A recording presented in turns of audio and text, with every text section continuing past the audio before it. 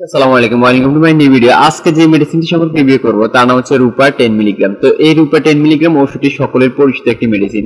এই মেডিসিনটি সম্পর্কে আজকে আমরা জানবো, এটির প্রস্তুতকারক, এটির জেনেরিক নেম, এটি আমরা কখন কখন গ্রহণ করব, কি কি অবস্থায় গ্রহণ করতে পারবো, গর্ভবতী অবস্থা অথবা স্তনদানকারী গ্রহণ করা যাবে কিনা এবং এর সাইড এফেক্ট অর্থাৎ A to Z আলোচনা করব এই রূপা 10 মিলিগ্রাম ওষুধ সম্পর্কে।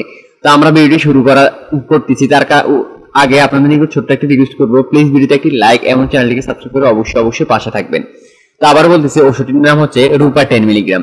এই মেডিসিনটি কি কি রোগে কাজ করে, এটি কিন্তু বিশেষ করে সকলে আমরা জেনে থাকি যে অ্যালার্জির জন্য দিয়ে থাকে অথবা সিজনাল যে অ্যালার্জি রয়েছে তার জন্য দিয়ে থাকে। এছাড়াও এটির কিছু ব্যবহার রয়েছে। এই ব্যবহার সম্পর্কে অর্থাৎ এই নির্দেশনা সম্পর্কে আমরা জানবো আজকে। 1 নাম্বার, সিজনাল অ্যালার্জিক রাইনাইটিস অর্থাৎ ঋতুভেদে সর্দি, কাশি, হাঁচি, নাক বন্ধ হওয়া, চুলকানি ইত্যাদি সমস্যায় অর্থাৎ অনেক সময় সিজনাল সমস্যা দেখা দেয়। দেখা গেছে বর্ষাকাল অথবা শীতকালে হঠাৎ করে সর্দি কাশি দেখা দেয় চারদিকে, তখন এই রূপা 10 মিলিগ্রাম ওষুধটি ডাক্তারগণ দিয়ে থাকে অথবা প্রেসক্রিপশনে দিয়ে থাকে। তো এছাড়াও এটি পেরিনিয়াল অ্যালার্জিক রাইনাইটিস অর্থাৎ সারা বছর ধরে যাদের অ্যালার্জি সমস্যা রয়েছে, ধুলাবালি, পশুর লোম, ফাঙ্গাস, ধোঁয়া থেকে অর্থাৎ যাদের পশুর লোম থেকে অ্যালার্জি হয়, যেমন কুকুর অথবা বিড়ালের লোম থেকে যদি অ্যালার্জি হয়ে থাকে, তারা এই রূপা 10 মিলিগ্রাম ওষুধটি গ্রহণ করতে পারবে।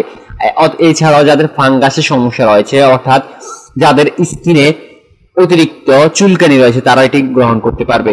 ধোঁয়া থেকে বলতে আমরা যখন রাস্তা দিয়ে চলাচল করি তখন দেখা গেছে আমাদের যদি ধোঁয়া নাকে আসে, তখন ওই ধোঁয়া থেকে যদি অ্যালার্জির সৃষ্টি হয় তাহলে আমরা এই রূপা 10 মিলিগ্রাম ওষুধটি গ্রহণ করতে পারবো।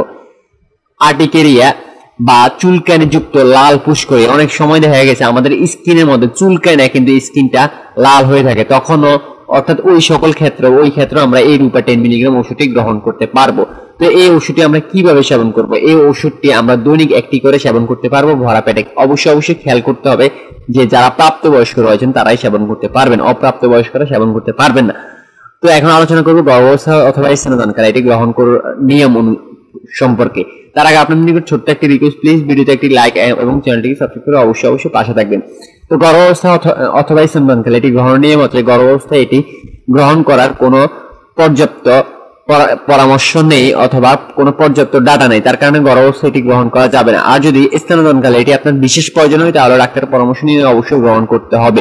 আর এই রূপা 10 মিলিগ্রাম ওষুধের দাম হচ্ছে যে 12 টাকা। আর এটি যদি আপনি বেশি খান অথবা এটির কিছু সাইড এফেক্ট হতে পারে, যেমন ঝিমুনি, ঘুম ভাব, শরীর ক্লান্তি, বমি ভাব ইত্যাদি দেখা দিতে পারে। আবার বলতেছি, এই ওষুধটির বাজার মূল্য হচ্ছে এক পিস ওষুধের দাম 12 টাকা, এক পাতা ওষুধের দাম 120 টাকা।